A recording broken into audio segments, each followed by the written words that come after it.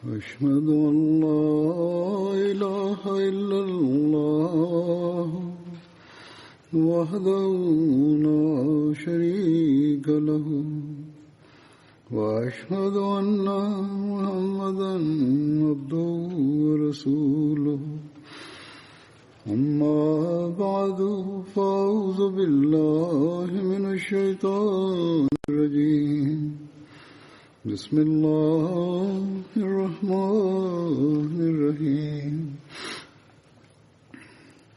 الحمد لله رب العالمين الرحمن الرحيم مالك يوم الدين إياك نعبد وإياك نستعين اهدنا الصراط المستقيم صراط الذين أنعمت عليهم غير المغضوب عليهم ولا الضالين.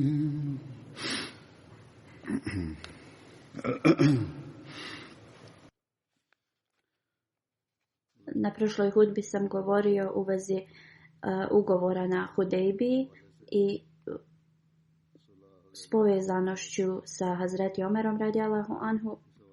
Također u hadisima nalazimo kada je pleme Benu Bekr prekršilo ugovor i napali su Benu Huza i Benu Huza je bilo pleme pod ugovorom sa muslimanima i Kurejšije su tad pomogli ovo pleme sa oružjem i tako su prekršili ugovor koji su potpisali na Hudejbiji. I onda Ebu Sufjan je došao u Medinu da bi ponovo potpisao ugovor koji je bio potpisan na Hudejbiji. Ebu Sufjan je došao i razgovarao sa poslanikom sallallahu alejhi ve sellem, ali poslanik sallallahu alejhi ve sellem nije ništa govorio. Onda je pitao Ebu Bekra da razgovara sa poslanikom sallallahu alejhi ve sellem. Ebu Bekr mu je rekao da to neće da uradi. Ebu Sufjan je onda otišao do Hazreti Omera radijallahu anhu i pitao ga isto. Hazreti Omer radijallahu anhu je rekao: ti želiš da ja govorim poslaniku sallallahu alejhi ve sellem tvoje ove zahtjeve? Rekao je: tako mi Boga, da samo imam jednu slamku, koristio bi je da se borim protiv tebe.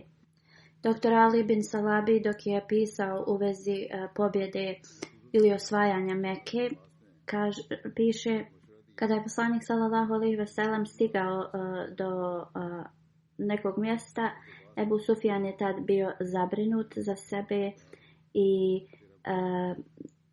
Hazreti Abbas, amidža od poslanika sallallahu alejhi ve sellem, je rekao: traži zaštitu od poslanika. Hazreti Abbas radijallahu anhu kaže: rekao sam Ebu Sufjanu, ti si vrlo sretan jer si u skupu gdje je poslanik sallallahu alejhi ve sellem prisutan. Ebu Sufjan mi je tad rekao: neka su moji roditelji žrtvovani radi tebe, šta ja mogu sad učiniti da budem zaštićen? Rekao sam mu: tako mi Allaha, ako te oni uhvate, zasigurno ćete kao ubiti, ali pođi za mnom i ja ću te odvesti kod poslanika sallallahu alejhi ve sellem i onda ću ja tražiti od njega da te zaštiti. Hazreti Abbas radijallahu anhu dalje prenosi, kaže: krenuo sam sa Ebu Sufjanom i kad sam god prolazio kraj kampova gdje su muslimani bili, pitali su me ko je ta osoba. Pošto je bila noć i oni imali su zapaljene vatre i vidjeli su da sam ja jahao na konju poslanika sallallahu alejhi ve sellem i odmah bi govorili da je ovo poslanikov amidža. I sve se tako nastavilo dok nisam došao do mjesta gdje je Hazreti Omer bin Hatab bio, radijallahu anhu, i onda je prišao mom konju i pitao je ko je ovo. Kada je ugledao Ebu Sufjana, rekao je, ovo je Ebu Sufjan, Allahov neprijatelj. Sva hvala pripada Allahu koji nam je podario pobjedu nad vama. Hazreti Abbas radijallahu anhu je povukao Ebu Sufjana sa sobom i došao je kod poslanika sallallahu alejhi ve sellem. Hazreti Omer radijallahu anhu je došao također za njima i rekao, o Allahu poslaniče sallallahu alejhi ve sellem, daj mi dozvolu da mu odrubim glavu. Onda je Hazreti Abbas radijallahu anhu rekao, o Allahu poslaniče sallallahu alejhi ve sellem, ja sam mu dao zaštitu. I onda je Hazreti Omer radijallahu anhu bio kao uporan u svom traženju. Ja sam mu rekao, o Omere, sačekaj. Tako mi Allaha, ako je on bio iz plemena Benu Adi, ti ne bi govorio tako. Ali ti znaš da on pripada Benu Abdimanaf. Onda je Hazreti Omer radijallahu anhu rekao, o Abase, sačekaj. Tako mi Allaha, bio sam presretan kad si primio islam. Ne bi bio toliko sretan da je moj otac Hatab primio islam. I znao sam da je poslanik sallallahu alejhi ve sellem bio sretniji tvojim primanjem islama nego da je to Hatab uradio. Onda je poslanik sallallahu alejhi ve sellem rekao, o Abase, odvedi Ebu Sufjana i dođi ujutro s njim. Ebu Bekr bin Abdirahman prenosi, u mjesecu Šabanu u 7. hidžretskoj poslanik sallallahu alejhi ve sellem je poslao Hazreti Omera radijallahu anhu sa 30 ljudi na ekspediciju u mjesto gdje se nalazilo Havaz pleme. U turbi. Turba je 3 dana udaljena od Mekke i tu je bilo Benu Havazin pleme. A kada govorimo dan ili 2 putovanja, to se smatra na putovanje, na primjer u to vrijeme sa kamilama ili na konju. Burejda al-Aslami prenosi, kad je poslanik sallallahu alejhi ve sellem došao na ratište na Hajberu, dao je zastavu Hazreti Omeru radijallahu anhu. U historiji se spominje da prvi put kad je velika zastava bila korištena je bilo na Hajberu. Prije toga su koristili male zastave i Burejda bin Aslami prenosi, kad je poslanik sallallahu alejhi ve sellem došao na ratište u Hajberu i dao je zastavu Hazreti Omeru radijallahu anhu. Postoje dalji detalji u vezi ovoga u knjigama historije. Zastava se zvali Ukab i napravljena je od crnog platna od Hazreti Ajše radijallahu anha. Poslanik sallallahu alejhi ve sellem je također imao bijelu zastavu koju je dao Hazreti Aliju radijallahu anhu. Poslanik sallallahu alejhi ve sellem je dao jednu zastavu Huda bin Munziru, a još jednu Hazreti Sadu bin Ubada. Kad je poslanik sallallahu alejhi ve sellem stigao na Hajber, imao je jaku glavobolju i nije mogao da izlazi napolje. Tada je prvo dao svoju zastavu Hazreti Ebu Bekru radijallahu anhu, a onda je dao tu istu zastavu Hazreti Omeru radijallahu anhu. Tada je počela žestoka borba, ali muslimani nisu mogli da probiju neprijateljske otpore. Poslanik sallallahu alejhi ve sellem je rekao, sutra ću dati zastavu onome preko kojeg će uzvišeni Allah nam podariti pobjedu. I sljedeći dan tu zastavu je poslanik sallallahu alejhi ve sellem dao Hazreti Aliju radijallahu anhu. I zaista preko njega uzvišeni Allah je podario pobjedu muslimanima. Ibn Isak prenosi, pitao sam Ibn Šehab Zuhri zbog čega je poslanik sallallahu alejhi ve sellem dao voćnjake hurmi na Hajberu Jevrejima. On mu je rekao, kada su muslimani pobijedili na Hajberu, sve je pripalo muslimanima kao ratni plijen. Petina toga je pripadala poslaniku sallallahu alejhi ve sellem i on je to dao svojim ashabima. I kada su Jevreji izlazili iz te svoje tvrđave, poslanik sallallahu alejhi ve sellem ih je pozvao i rekao, ako želite možete da zadržite ovo svoje bogatstvo, misleći na te voćnjake hurmi, ali morate tu da obrađujete i da dijelite plodove sa muslimanima. I ako vi želite da ostanete ovdje, ja ću vam to dozvoliti gdje god Allah bude to naredio. I tako su Jevreji prihvatili ovu ponudu i nastavili su da rade na tim usjevima. I onda poslanik sallallahu alejhi ve sellem bi slao Abdullaha bin Ravaha da dijeli te plodove na kraju. I on bi to uradio na vrlo ispravan, ravnopravan način. I on nije samo dobre plodove ostavljao za muslimane, već bi to radio ravnopravno. Poslije smrti poslanika sallallahu alejhi ve sellem, Hazreti Abu Bekr radijallahu anhu je nastavio da radi isto sa tim Jevrejima kako je poslanik sallallahu alejhi ve sellem radio. Na početku njegovog hilafeta Hazreti Omer radijallahu anhu je također nastavio isto, ali onda kada je čuo riječi poslanika sallallahu alejhi ve sellem prije njegove smrti, da je rekao, poslanik sallallahu alejhi ve sellem je rekao, dvije religije ne mogu opstati u Arabiji. Onda je to Hazreti Omer radijallahu anhu istražio i kada je vidio da je to istina, onda je napisao pismo tim Jevrejima.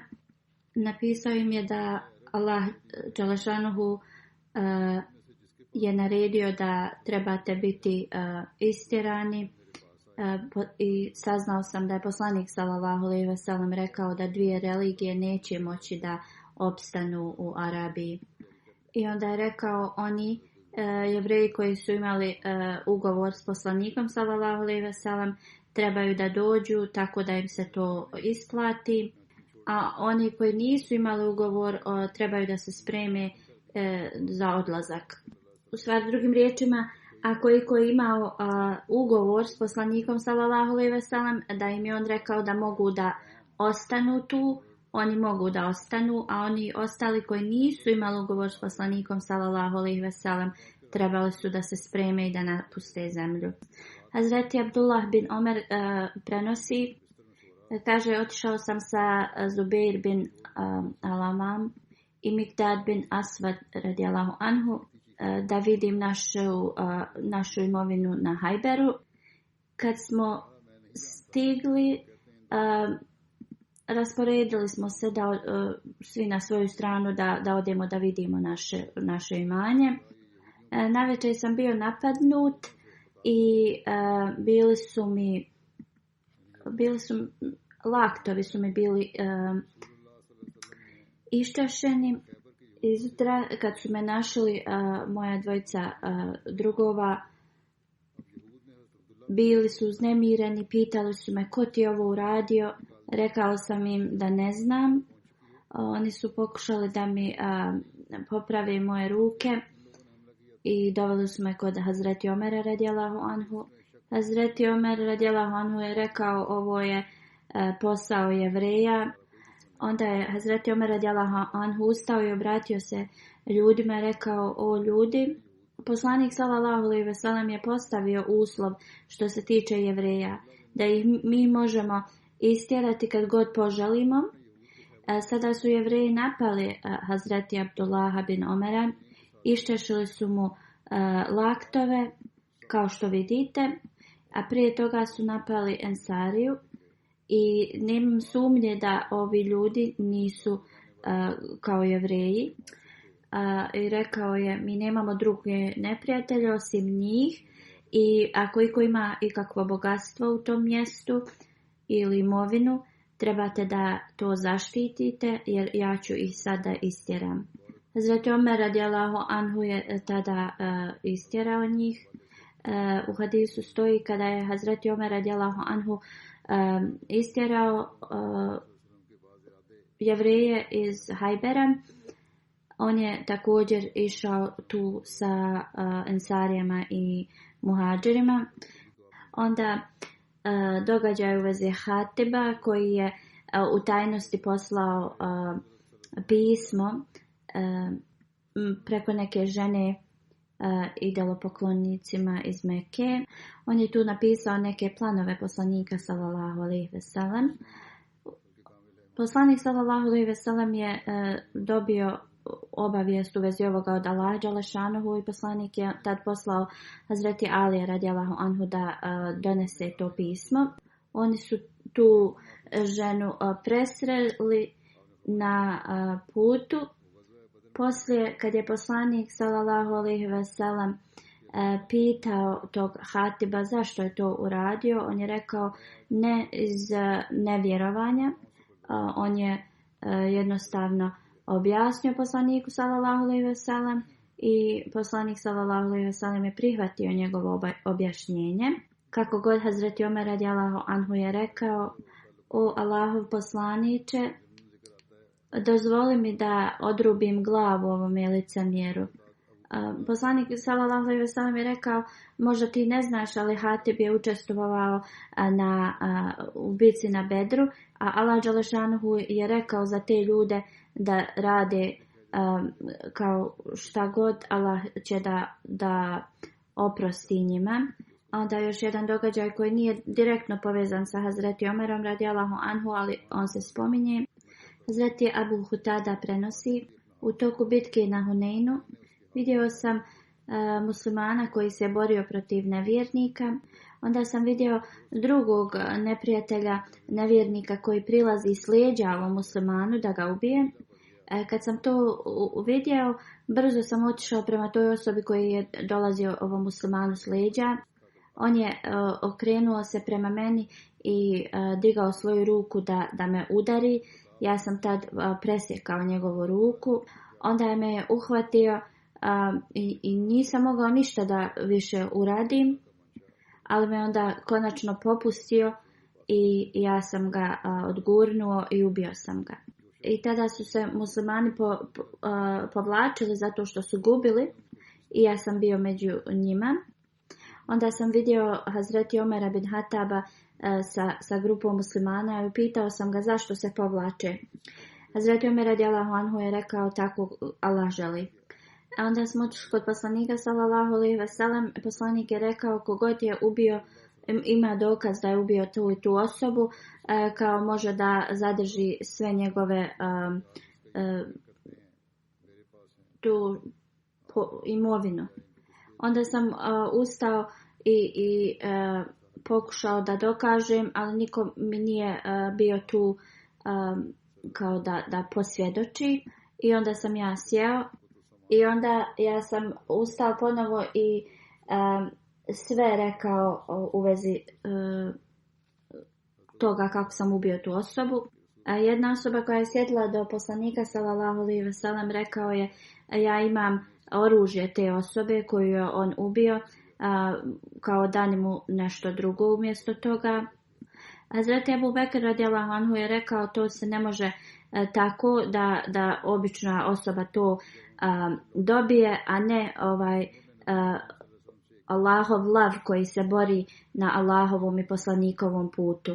Hazreti Abu Hutada dalje govori, poslanik sallallahu alejhi ve sellem je ustao i dao mi je taj ratni plijen i onda sam to koristio da kupim voćnjak i kaže to je prvi put kako sam prihvatio islam da sam dobio neku imovinu koju sam poslije, ratni plijen koji sam poslije pretvorio u imovinu.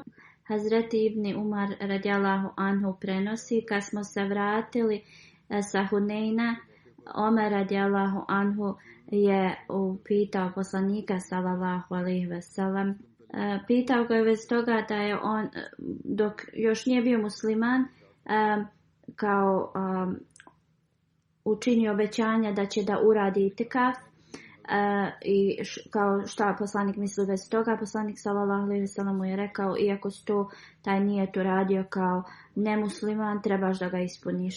Onda šta je spomenuto u vezi Hazreti Omera radijallahu anhu i njegovoga učestvovanja u borbi Tabuk.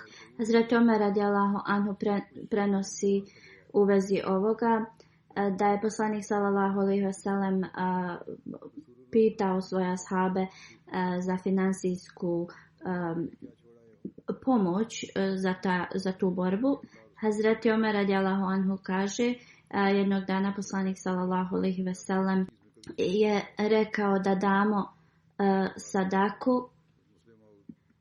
Hazreti Omer radijallahu anhu kaže, ja sam imao neke imovine i pomislio sam, ako je ikada vrijeme došlo da ja kao prebacim Hazreti Ebu Bekra u davanju, to je danas, i kaže, dao sam pola tog što sam imao.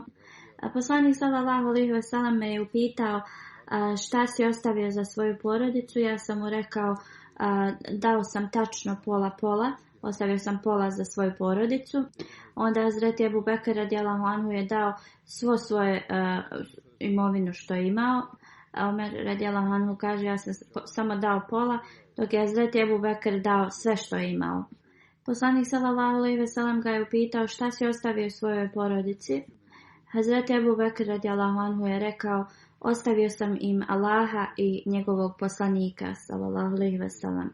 Hazreti Omer radijallahu anhu kaže, tad sam pomislio da nikada neću moći da prestignem Ebu Bekra radijallahu anhu ni u čemu.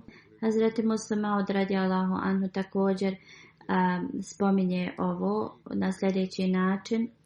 Kaže, u vezi jedne bitke, Hazreti Omer radijallahu anhu kaže, pomislio sam, kao da je Hazreti Omer radijallahu anhu rekao, pomislio sam da Ebu Bekr uvijek me prestigne u svemu, ali danas ću ga ja kao prestignuti.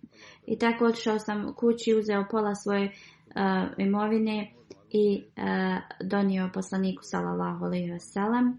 U to vrijeme bilo je vrlo teško za muslimane, ali Hazreti Ebu Bekr radijallahu anhu je donio sve što je imao. Poslanik sallallahu alejhi ve sellem je upitao Hazreti Ebu Bekra, šta si ostavio kući? On je rekao, Allaha i njegovog poslanika sallallahu alejhi ve sellem. Hazreti Omer radijallahu anhu kaže, kad sam čuo ovo, bilo me je stid. I pomislio sam, iako sam kao dao sve od sebe da prestignem Ebu Bekra, ali on je i dalje bio iznad. Obećani Mesija alejhi selam kaže, to je bilo vrijeme kada su ljudi davali svoje živote kao da su to životinje, a ne kamoli svoju imovinu. I to su radili samo radi svoje vjere. Više puta Hazreti Ebu Bekr radijallahu anhu je dao svu svoju imovinu. Obećani Mesija alejhi selam kaže, ovo se nije desilo samo jednom, već mnogo puta. I do te mjere da igla nije ostala u njegovoj kući. Na sličan način Hazreti Omer radijallahu anhu je radio prema svojim mogućnostima. I također Hazreti Osman radijallahu anhu. I na isti način svi ostali ashabi su se žrtvovali za svoju vjeru. Obećani Mesija alejhi selam kaže, navodeći neke ljude, i kaže, neki ljudi daju bejat i kažu, kao daju zakletvu, ali kada god se je potreba da finansijski se žrtvovaju, oni zatvore svoje džepove. Kad imaju toliko ljubav prema ovom svijetu, Da li je moguće za takve ljude da postignu duhovnost? I da li ovakvi ljudi mogu biti od pomoći poslaniku? Zaista ne mogu. Allah dželešanuhu kaže da nikada nećete postati pobožni dok god ne budete trošili od onoga što volite najviše. Hazreti Ibn Abbas prenosi u vezi reakcije Hazreti Omera radijallahu anhu kada je saznao da je poslanik sallallahu alejhi ve sellem preminuo. Kada se primicalo vrijeme poslanikovoj smrti sallallahu alejhi ve sellem, mnogi su dolazili u njegovu kuću, također Hazreti Omer radijallahu anhu je dolazio i poslanik sallallahu alejhi ve sellem je rekao: dođite i zapišite ono što će vam učvrstiti vašu vjeru. Ali tada je Hazreti Omer radijallahu anhu rekao: poslanik je mnogo bolestan i vi imate Kur'an, knjigu koja je dovoljna za nas. Ti koji su bili prisutni nisu se složili i neki su rekli da olovka i papir trebaju da se donesu tako da se zapiše i tako da oni ne odu na stramputicu. Neki drugi su se složili sa Hazreti Omerom radijallahu anhu i rekli su da poslaniku sallallahu alejhi ve sellem ne trebaju kao da se muči radi njih. Oni su nastavili da se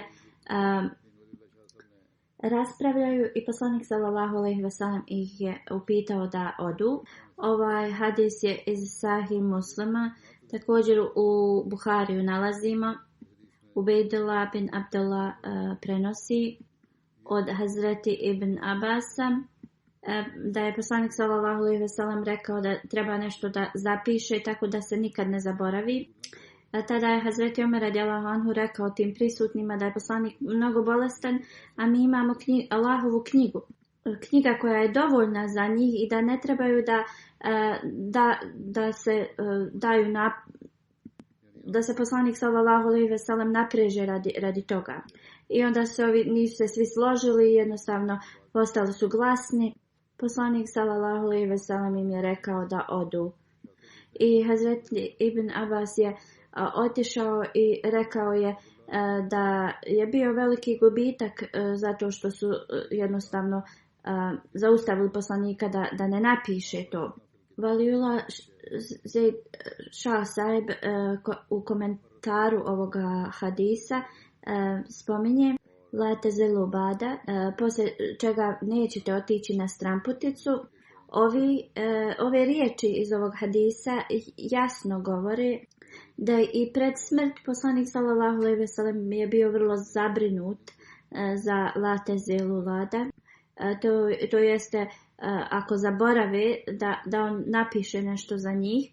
Zilalun može da znači zaboraviti ili otići na stramputicu zbog zaboravljanja.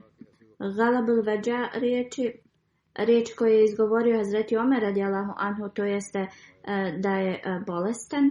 U vezi smrti poslanika sallallahu alejhi ve sellem Shah Saib kaže da Hazreti Omer radijallahu anhu da jednostavno Hazreti Omer radijallahu anhu nije ni razmišljao o smrti poslanika sallallahu alejhi ve sellem kad je rekao mi imamo Allahovu knjigu. I to jeste u časnom Kur'anu Allah dželešanu kaže mi nismo ništa izostavili u ovoj knjizi. I dalje također u časnom Kur'anu kaže mi smo objasnili sve. Drugim riječima ova knjiga zaista objašnjava sve i ništa nije bilo izostavljeno. Shah Saib kaže da također kao što je Omer radijallahu anhu i neki drugi ashabi rekli su da poslaniku sallallahu alejhi ve sellem ne trebaju davati da se napreže u tim trenucima, dok drugi su rekli da treba ispuniti poslanikovo naređenje i da trebaju da donesu olovku i papir, ali kako god poslanik sallallahu alejhi ve sellem im je rekao da odu i rekao im je nemojte da podižete glas oko mene.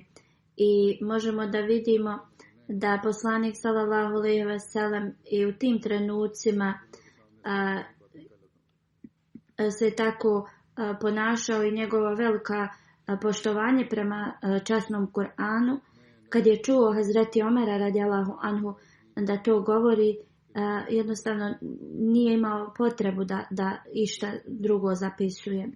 I kao što možemo da vidimo iz Buharija, da poslanik sallallahu alejhi ve sellem je ostao živ još nekoliko dana poslije ovoga i na taj isti dan on je dao nekoliko savjeta, kako god nije i ponavljao, i što god je on želio da bude zapisano tog dana, to je već u Allahovoj knjizi bilo zapisano. Njegova želja je bila da muslimani ostanu uz časni Kur'an i složio se sa Omerom radijallahu anhu. Ovo je stepen poštovanja poslanika sallallahu alejhi ve sellem prema Kur'anu, gdje takozvani muslimanski učenjaci nemaju nikakvog poštovanja prema Allahovoj knjizi. Šah Said dalje govori da je to bio poštovanje poslanika sallallahu alejhi ve sellem prema Kur'anu i moram uvijek da obratimo pažnju na našeg poslanika sallallahu alejhi ve sellem i njegovo poštovanje prema časnom Kur'anu, da sve drugo je bilo nevažno. Urva bin Zubair prenosi od Hazreti Ajše radijallahu anha, kada je poslanik sallallahu alejhi ve sellem preminuo, Hazreti Abu Bekr radijallahu anhu je bio u Suna. Suna je 2 milje udaljena od Medine. Ismail kaže da je on bio u okolini Medine i kad je Hazreti Omer radijallahu anhu dobio ove vijesti, kad je čuo ove vijesti, Hazreti Omer radijallahu anhu je rekao: tako mi Allaha, Allahu poslanik nije preminuo. Hazreti Ajša radijallahu anha kaže da je Hazreti Omer radijallahu anhu često govorio da je Allah dželešanuhu uzdigao poslanika, i tada je ubrzo je Hazreti Abu Bekr radijallahu anhu došao, ali Hazreti Omer radijallahu anhu nije bio spreman da prihvati da je poslanik sallallahu alejhi ve sellem preminuo. I on je govorio da će poslanik sallallahu alejhi ve sellem dobiti život ponovo. Kada je došao Ebu Bekr radijallahu anhu, sklonio je platnost poslanikovog lica, poljubio ga je u lice, rekao je: neka su moj otac i majka žrtvovani za tebe, ti si čist u ovom životu i kada te je smrt uzela, kunem se onim u čijoj ruci je moj život. Allah nikada neće da dozvoli da 2 smrti se tebi dese.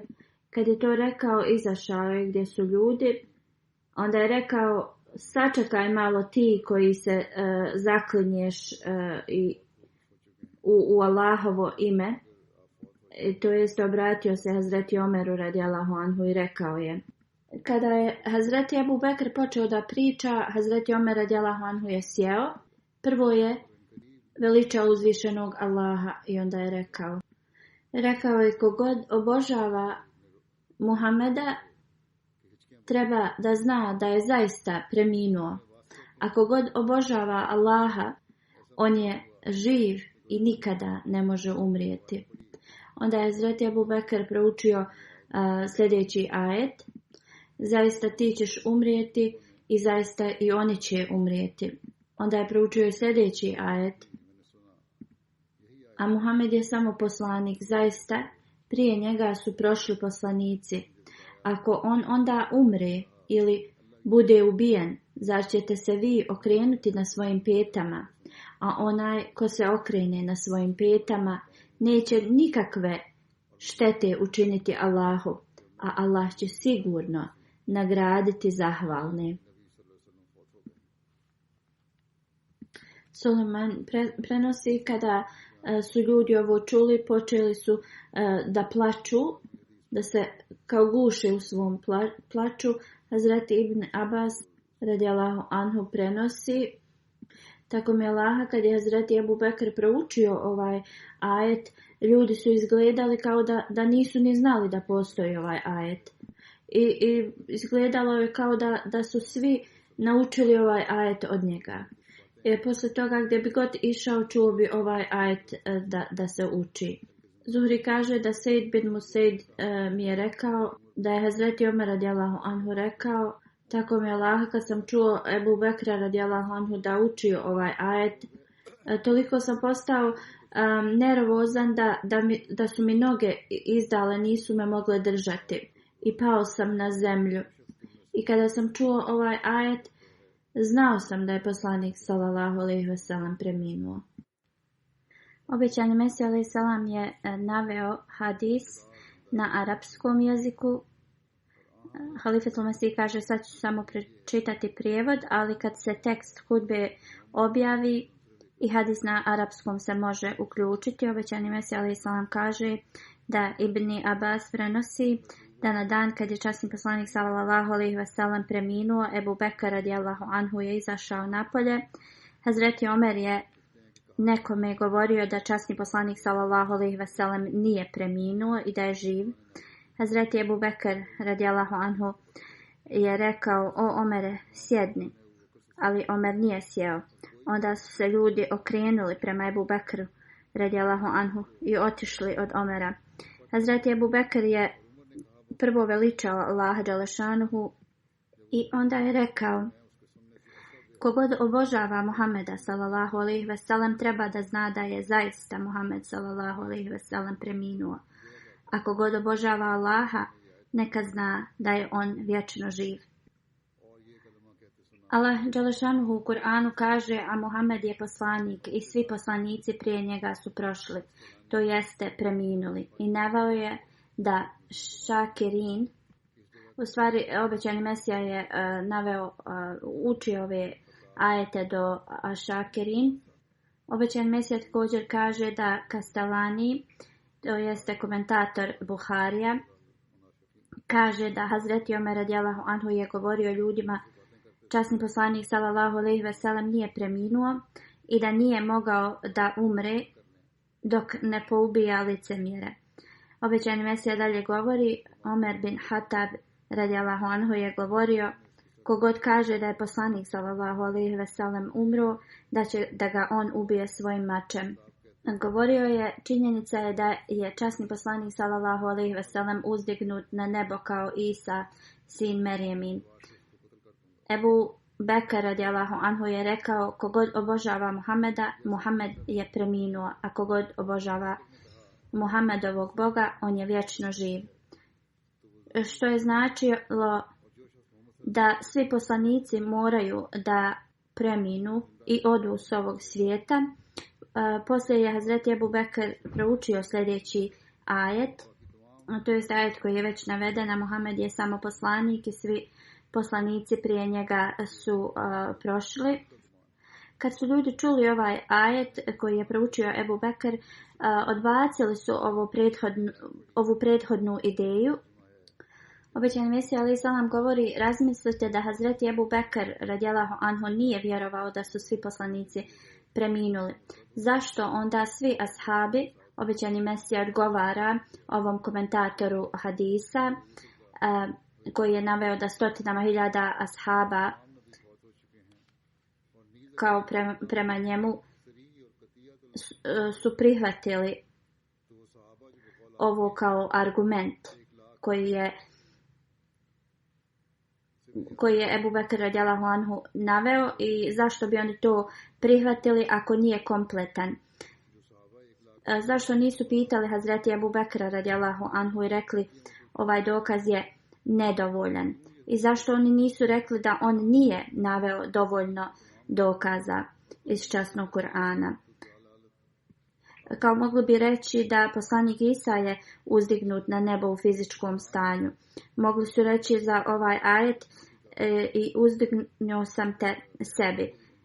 Zašto on nije, ili zašto oni nisu to mogli dati u vezi poslanika sallallahu alejhi ve sellem, da postave to pitanje, ili zašto Allah nije uzdigao poslanika sallallahu alejhi ve sellem na isti način.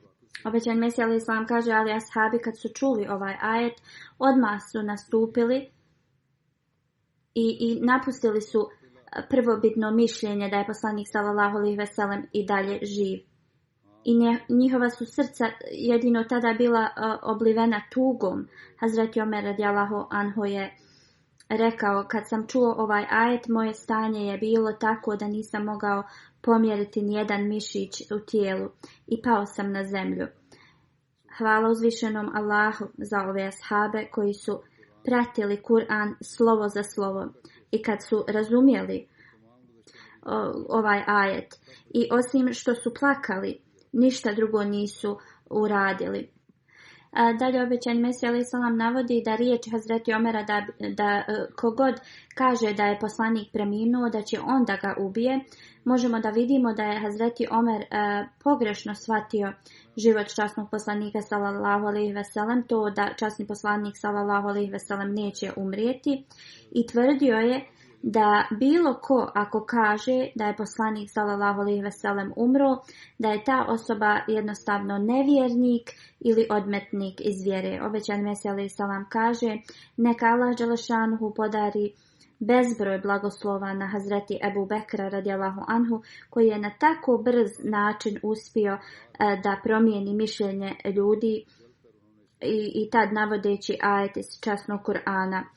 Ovo ponašanje ashaba je istrijebilo mnoga mišljenja koja su se uvukla u islamsku praksu ili vjerovanje u doba tame.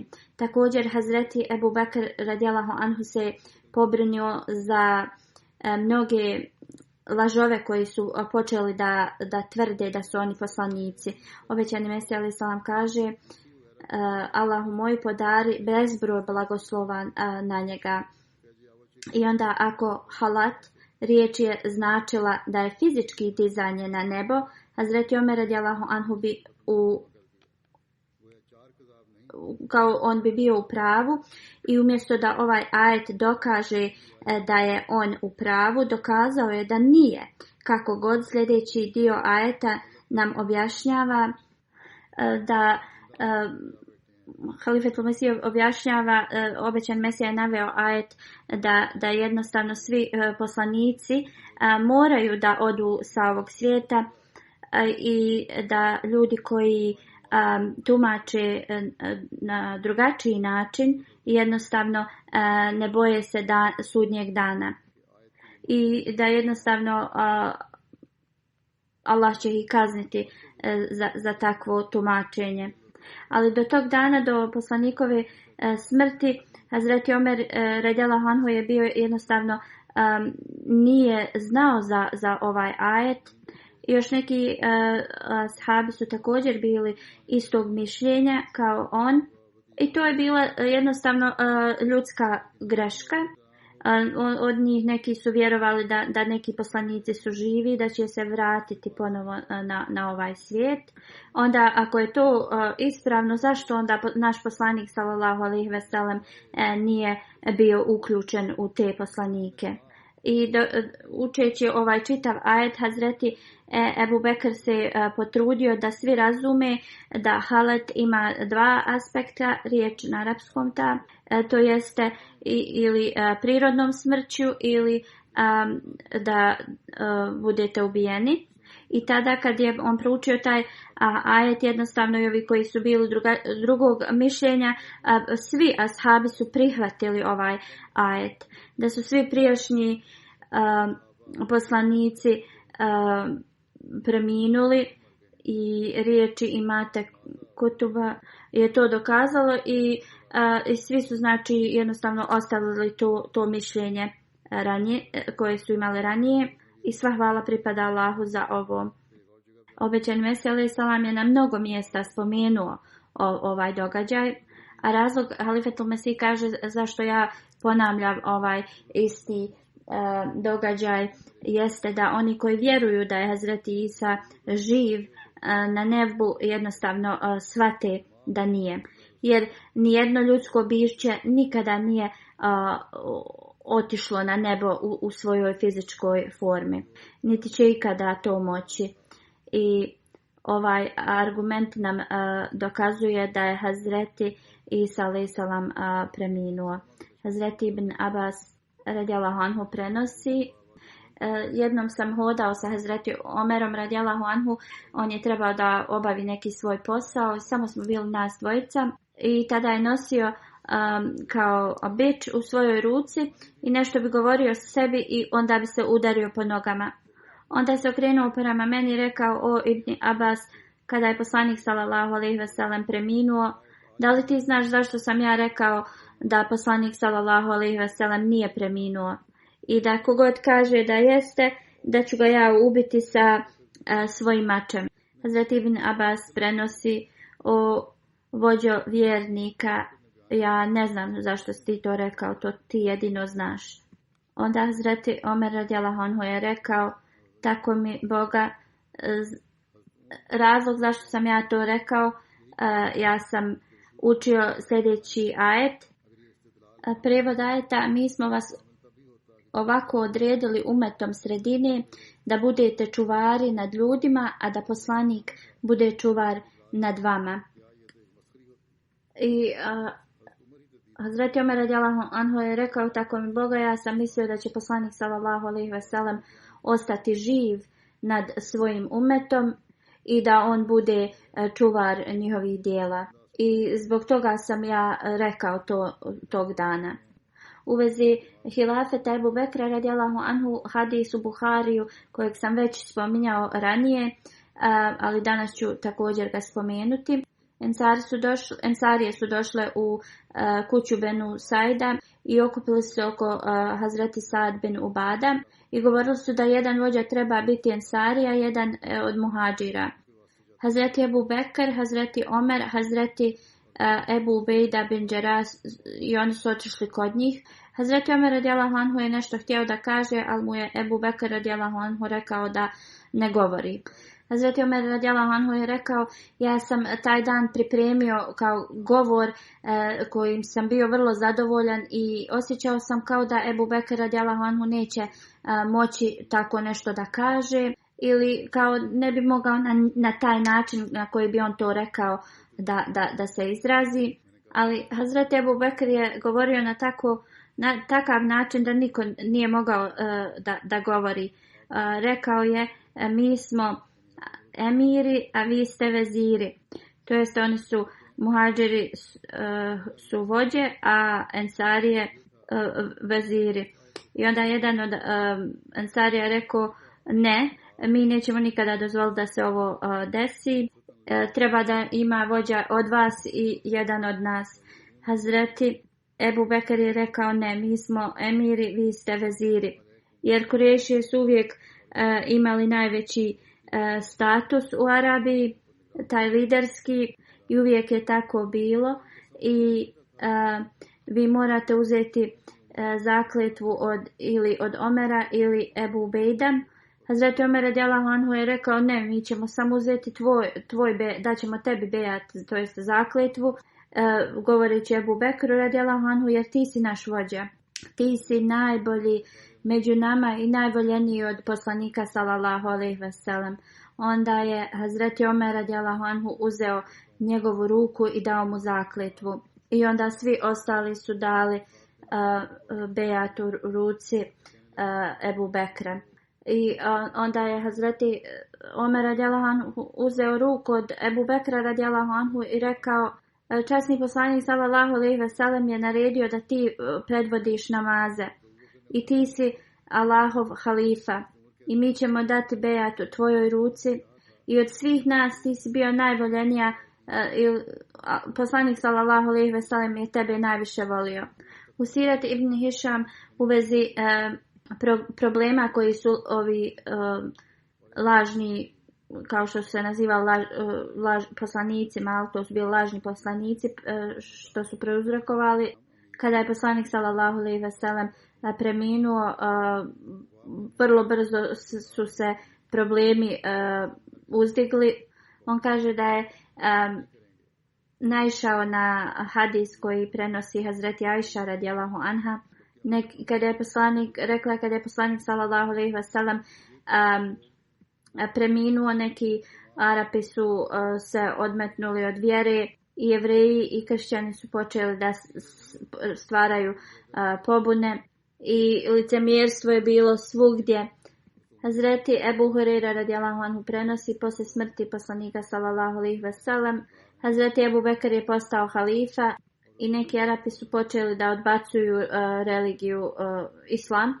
I Hazreti Omer radijallahu anhu je pitao Ebu Bekra radijallahu anhu kako ćeš da se boriš protiv ovih ljudi. Jer poslanik sallallahu alejhi ve sellem je rekao meni je naređeno da se borim protiv ovakvih.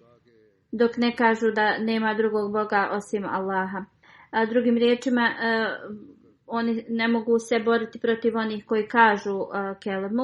A poslanik sallallahu alejhi ve sellem je rekao kogod prouči kelemu da njegov život i imovina će biti zaštićena. Jedino ako postoji neki razlog prema zakonu koji ih ne zaštićuje. Ebu Bekr radijallahu anhu je rekao tako mi Allaha kogod ima znanje između namaza i zekijata, a ne daje zekijat, ja ću da se borim protiv njih. Jer zekijat je farz. I tako mi Boga ako odbiju i da mi daju konopac kojim su vezali noge svojih životinja, a davali su to u vrijeme poslanika sallallahu alejhi ve sellem, borit ću se i protiv tih. I tako mi Boga, Hazreti Omer kaže, vidio sam da mu je Allah dao tu snagu i tu hrabrost da se bori i to je bila istina. Hazreti Usama bin Zaid armija kada je otišla, Hazreti Ebu Bekr je pozvao Usamu i dao mu je upute. Hazreti Usama je jahao na svojoj životinji, a Ebu Bekr je hodao pored njega. Hazreti Usama je rekao Ebu Bekru da i on se popne da jašu, ali ili će i on da siđe sa svog konja. I Hazreti Ebu Bekr je rekao tako mi Boga ja neću jahati, šta je kao jer moje noge ne mogu da budu u prašini. A dobro znate da svaki korak prema ratnom polju je jednak 700 dobrih djela. A stepen te osobe je uzdignut 700 puta. A 700 grijeha njegovih je oprošteno. I kada mu je dao te upute, Hazreti Ebu Bekr je rekao ako se ti slažeš, pomozi mi sa Hazreti Omerom, to jeste tražio je da Hazreti Omer radijallahu anhu ostane sa Ebu Bekrom. Jer poslanik sallallahu alejhi ve sellem je bio uključio Hazreti Omera da ide s tom armijom. Hazreti Usama je prihvatio tu od Ebu Bekra i rekao da Omer ostane uz njega. U toku bitke Jemama 70 hafiza je ubijeno. U vezi ovoga Hazreti Zaid bin Sabit Ensarija prenosi kada su ovi hafizi bili ubijeni, Hazreti Ebu Bekr me je pozvao. Tada je Hazreti Omer radijallahu anhu bio prisutan sa Ebu Bekrom i rekao je Omer me je informisao da mnogi ljudi su ubijeni u bitci Jemama i vrlo je zabrinute da ovi učači Kur'ana još njih da budu ubijeni i na ovaj način veliki dio časnog Kur'ana će da bude izgubljen i onda jedino ako mi prikupimo sve dijelove Kur'ana u jednu knjigu. I to Ebu Bekr kaže to je predložio Omer radijallahu anhu, ali ja sam mu rekao kako da ja to uradim kad časni poslanik sallallahu alejhi ve sellem nije to uradio.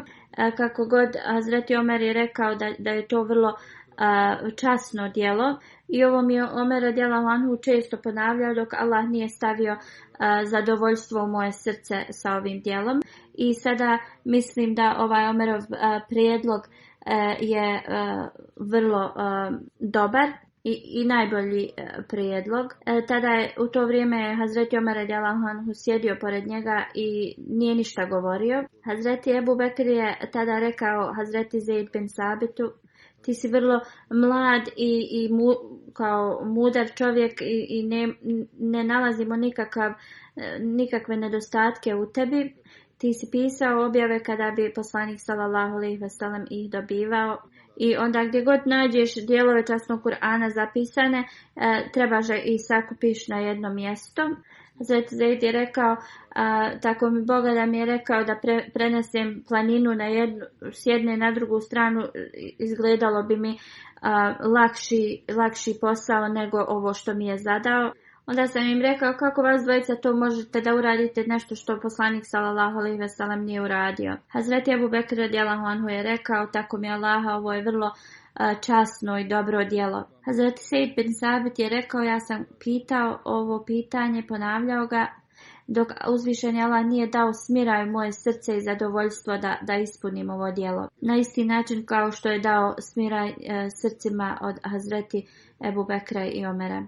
Onda sam ustao i otišao sam da tražim razne te zapisane dijelove časnog Kur'ana i počeo sam da ih sakupljam. Bile su zapisane na koži od životinja.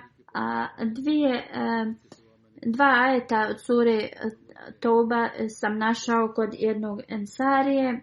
Niko drugi nije imao ove ajete i to su ajeti. Prijevod glasi: Uistinu vam je došao poslanik od vas.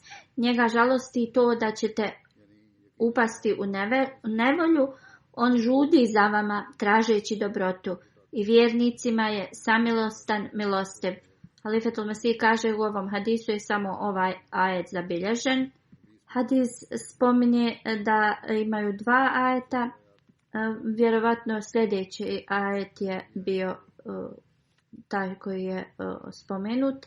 I onda je zabilježeno također, zapisano je da ovi sve dijelovi Kur'ana su ostali sa Ebu Bekrom radijallahu anhu do njegove smrti.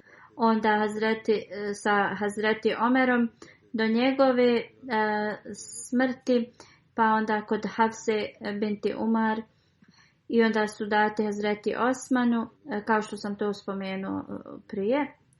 I ako Bog da, nastavit ću da govorim na ovu temu u budućnosti.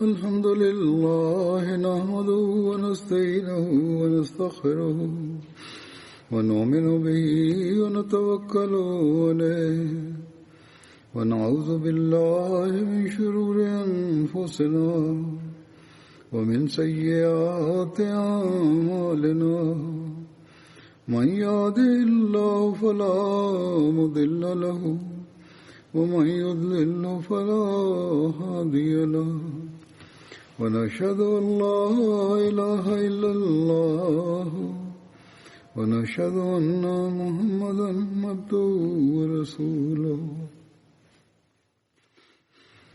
عباد الله رحمكم الله إن الله يأمر بالعدل والإحسان وإيتاء ذي القربى وينهى عن الفحشاء والمنكر والبغي يعظكم لعلكم تذكرون اذكروا الله يذكركم وادعوه يستجب لكم ولذكر الله أكبر